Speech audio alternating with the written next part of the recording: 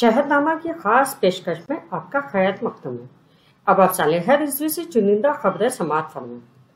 زمین سے فضا میں کم فاصلے تک مار کرنے والی میزائل کا کامیاب تجربہ۔ دروپدی مرمو نے صدارتی انتخابات کے لیے کاغذات نامزدگی داخل کی۔ ایکناتھ شنڈے نے 41 MLA کی حمایت کا دعویٰ کیا۔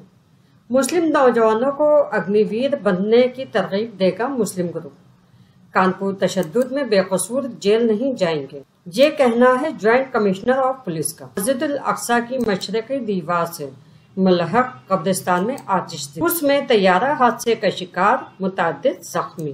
بنگلہ دیش کے وزیر اعظم شیخ حسینہ ستمبر میں دہلی میں PM مودی سے ملاقات کریں گی۔ ہندوستان کے جونیئر خواتین ہاکی ٹیم نے امریکہ کو شکست دی۔ اب خبریں تفصیل سے۔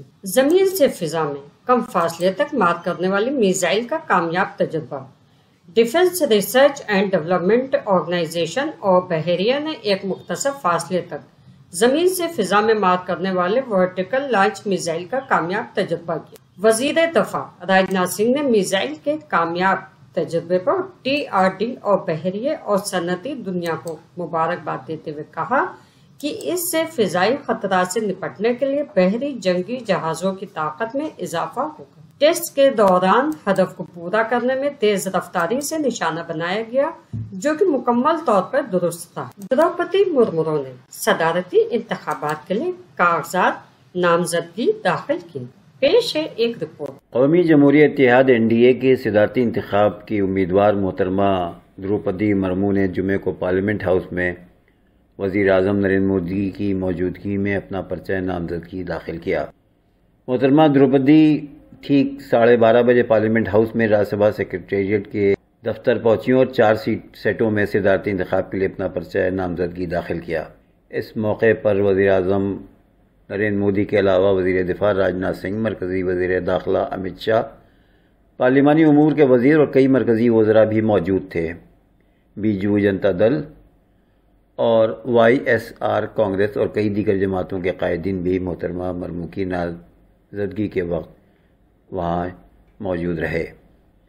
وزیر اعظم نریندر مودی، وزیر دفاع سنگھ اور BJP پارلیمانی بورڈ کے ارکان کے نام پہلے سیٹ میں تجویز کنندگان کے طور پر درج ہیں۔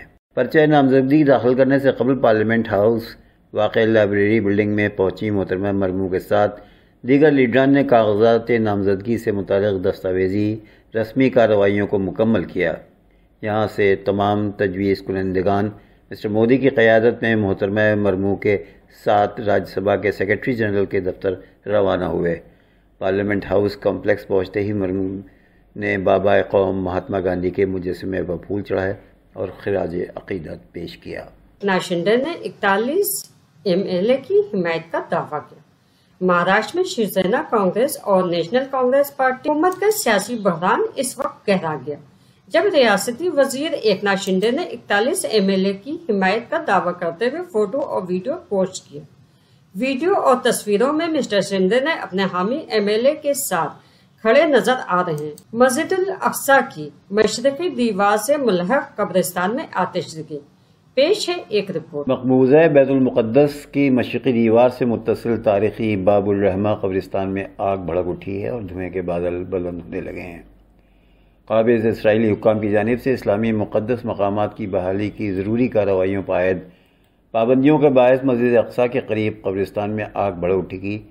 چند روز قبل مسجد اقصی کی جنوبی دیوار سے ایک پتھر بھی گرا تھا۔ یہ پتھر پرانی مسجد اقصی کے حصے میں گرا تھا۔ پتھر گرنے کی وجہ سے برسوں سے دیوار کی مرمت پر عائد پابندی بتائی جاتی ہے۔ مقامی ذرائع سے معلوم ہوا ہے کہ مسجد اقصی مبارک کی جنوبی دیوار سے ایک پتھر پرانی مسجد اقصی کے اندر واقع محراب کے اوپر سے گرا۔ القدس شہر کے ماہرین نے مسجد اقصی کے جنوب مغربی کونے کی بستی کے نام سے مشہور قابض اسرائیلی حکام کی طرف سے رچی گئی یہ خفیہ سازش سے متعلق پیش رفت کا انکشاف کیا ہے۔ مسجد اقصی کے جنوب مغربی کونے کے میوزیم اور القلبی نمازگاہ کے درمیان واقع ہے اور اس کے جنوب میں خواتین کی مسجد ہے۔ یہ مغربی گیٹ کے سب سے قریب ہے جہاں سے آباد کار بار بار الاقصی پر حملہ کرتے ہیں۔ بنگلہ دیش کے وزیر اعظم شیخ حسینہ ستمبر میں دہلی میں PM نریندر مودی سے ملاقات کریں گی۔ دہلی میں دونوں اعلیٰ رہنماؤں کی ملاقاتوں کی تیاریاں مکمل کر لی گئی۔ سفارتی ذرائع نے جمعے کو یہ اطلاع دی۔ ذرائع کے مطابق وزیر اعظم شیخ حسینہ 4 یا 5 ستمبر کو دہلی کے لیے روانہ ہوں گی اور 6 ستمبر کو مسٹر مودی سے ملاقات کریں گی۔ روس میں طیارہ حادثے کے شکار، متعدد زخمی۔ روس کے شہر ریازان کے قریب جمعے کو ایک طیارہ حادثے کا شکار ہو گیا جس میں متعدد افراد زخمی ہو گئے۔ ریازان کے اسپتال کے ایک ترجمان نے یہ اطلاع دی۔ ترجمان نے زخمیوں کی اصل تعداد کی معلومات دیے بغیر کہا ہے کہ ہمارے یہاں صرف ایک شخص داخل ہے اور دیگر علاقائی اسپتالوں میں ہیں۔ حادثے کی وجہ تاحال معلوم نہیں ہو سکی ہے۔ مسلم نوجوانوں کو اگنی ویر بننے کی ترغیب دے گا مسلم گروپ۔ لکھنؤ میں مسلم دانشوروں کے ایک گروپ نے اگنی پتھ اسکیم کے ذریعے مسلم نوجوانوں کو بڑی تعداد میں ہندوستانی فوج میں شامل ہونے کی ترغیب دینے کا بیڑا اٹھایا۔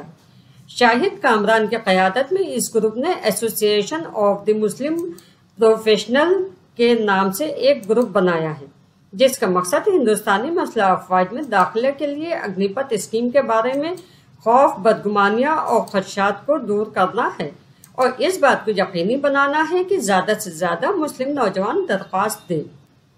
کانپور تشدد میں بے قصور جیل نہیں جائیں گے، 22 درخواستوں کی جانچ ہو رہی ہے، یہ کہنا ہے جوائنٹ کمشنر آف پولیس کا۔ اتر پردیش میں کانپور تشدد کیس میں کسی بے گناہ کے خلاف کارروائی نہ ہو، اس بات کو یقینی بنانے کے لیے ایک کمیٹی تشکیل دی گئی۔ کمیٹی تحقیقات کر رہی ہے اور جلد ہی SIT کو رپورٹ پیش کی جائے گی۔ تحقیقاتی رپورٹ کی بنیاد پر بے گناہوں کو جیل نہیں بھیجا جائے گا۔ پرکاش تیواری نے بتایا ہے کہ کانپور تشدد میں ہو رہی کارروائی پر حکومت واضح طور پر مانتی ہے کہ قصورواروں کو بخشا نہیں جائے گا اور بے قصوروں کو پریشان نہیں کیا جائے گا۔ ہندوستان کی جونیئر خواتین ہاکی ٹیم نے امریکہ کو شکست دی۔ ہندوستان کی جونیئر خواتین ہاکی ٹیم نے شاندار کارکردگی کا مظاہرہ کرتے ہوئے یونیفر اینڈ 23-5 نیشنلز ٹورنامنٹ میں امریکہ کو 4-1 سے شکست دی۔ شکریہ۔ آپ ہمارے YouTube چینل شہرنامہ.com کو لائک، سبسکرائب اور شیئر ضرور کریں۔